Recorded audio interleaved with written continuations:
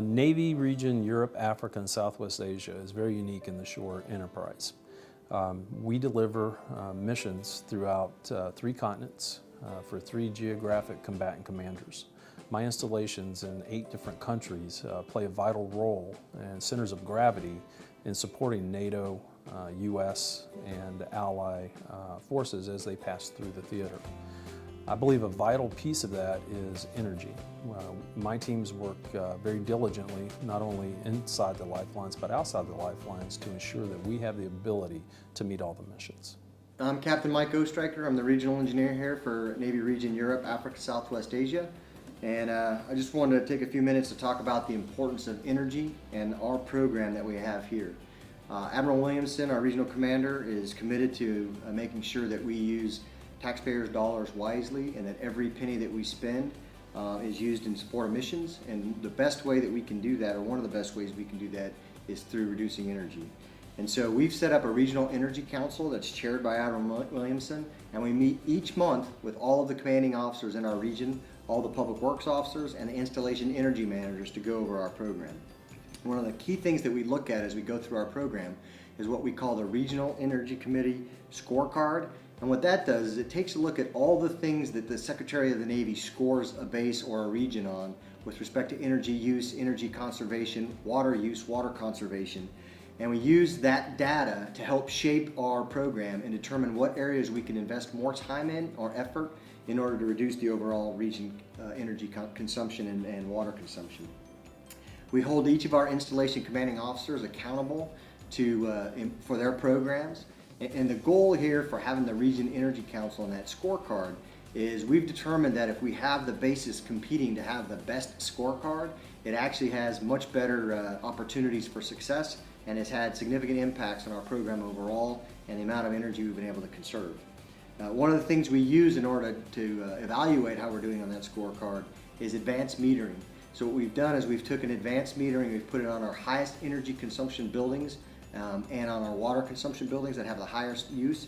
And that allows us to track on a day-to-day basis and over months and over the year to determine if we're making progress on specific facilities.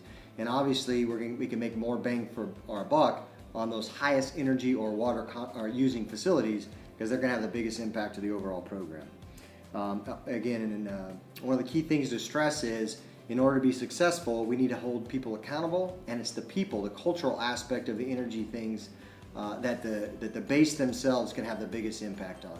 A lot of the things that we do are primarily driven by executing projects which will help conservation, but at the end of the day, if someone leaves their lights on when they leave, someone leaves their computer on at the end of the night when they go home, or someone leaves the door open in the summer and the HVAC's running, we're going to be trying to cool the outside. That's not efficient. So it's that cultural behavior aspect that we try to get after with the accountability perspective. And the key components in that is our installation energy managers who train building energy managers on what to look for, what kind of steps they can take that can have the biggest effect on reducing energy consumption in their building. And we have all of this documented, and our process is driven by an energy instruction and an energy reduction plan, which we update annually to make sure that we're sharing best practices, we're incorporating ideas from across the entire Navy enterprise, and also those things that specific installations have found to be most effective. Our installations generate missions, just like a ship would. We do air operations, port operations, safety, security, fleet and family support, galleys, housing, and what I call core. The core is power, water, just like a ship would. Our platforms, the installations, have the same vulnerabilities, say, a ship would at sea. When I was a young officer, as the boilers officer on the USS Dewey, every 3 days, part of my job was to refuel the ship.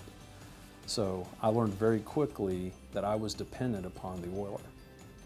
Well, that brings vulnerabilities. If I know that, other people can know that. Maybe some other people that I don't want to know that. That's a single point of failure. My installations are the same. We strive to be energy independent because we want to be able to survive, generate the missions we need to generate, and be able to do that through redundant power sources, reduce the amount of energy consumption we have, and deliver the mission successfully. The region has basically, for the past couple of years, had two really great programs. The first one was the biggest energy loser. Every installation throughout the region, their people and their teams, looked to reduce the amount of dependency upon the fuel and energy we were consuming, and it was a great success. I challenged them again, to do that through, to make that correlation between operations and fuel, energy consumption. So we came up this year with Fuel for the Fleet. Buongiorno, my name is Dan Logan. I am the Regional Energy Program Manager for Commander Navy Region EURAFSWA. As the Program Manager, I know that awareness is crucial to a successful program. That is why we have initiated a competition called Fuel for the Fleet. In this competition, we take the monthly energy savings of each installation and correlate it to gallons of fuel. This fuel is then used to calculate a distance a ship can travel. Each month, we look at how far the installation ship travels and determine a winner. That is, who traveled the furthest. We will also do this on an annual basis and determine who traveled their ship the furthest to determine the winner. We are very excited about this program because it shows how saving energy on the shore correlates to supporting our Navy's mission. Thank you. We've made energy investment a huge part of our strategy in developing programs. We use the ESPC to maximize the projects throughout the region, which helps us with our resiliency and reduces our dependency on energy consumption. The EURAFSWA Energy Savings Performance Contract is a third-party finance contract that includes multiple energy conservation measures, including Trigen CHP power plants, all the way to LED lighting. It includes multiple energy projects that are going to save the government money over the long run. Executing this large and diverse of a project has its challenges in the overseas environment. We deal with numerous nations, host nations, and need to coordinate closely with them throughout the development of the project. The team has done a fantastic job thus far working through those challenges, and it's been a very exciting project. I'm very confident that with the ESPC and our conventional projects that we'll meet the 2025 executive mandated energy goals. People is a huge part of our program. As we go push, I believe, the envelope on energy savings and resiliency, the people on the deck plate, it's always where the job's done. Our region's blessed. We have some tremendous people out there who've taken, I think, our region to the next level.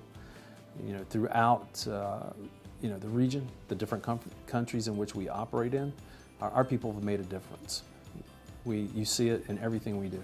You see it at port operations, air operations. You see it in the buildings in which we berth our sailors and Marines and soldiers. You see it even at the gym. There's a tremendous thought put into the program. And once a month, our Energy Council gets together, and I hear from these people. We could not accomplish what we do without them.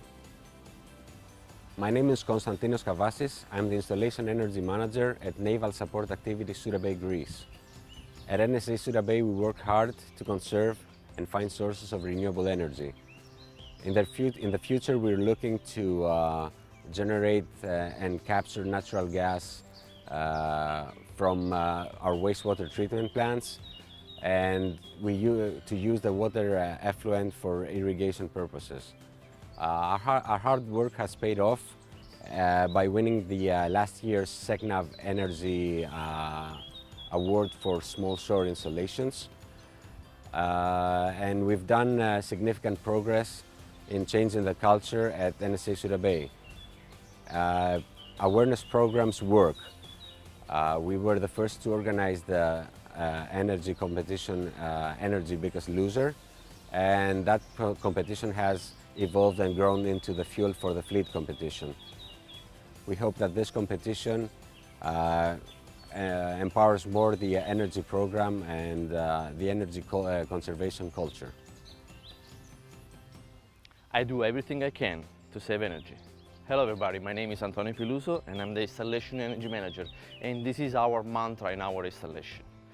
The way we implement our energy program is using the three pillars: energy efficiency, renewable energy, and energy culture. To do the first two pillars, we need to submit projects, which means we need to have high-skilled people, we need to have time and funds. But the third pillar is the one that actually makes the difference. Everyone can do some energy action to reduce the consumption. We need no money and we need no time. We can do it right now. So that's why we'll ask everybody help, and any help count.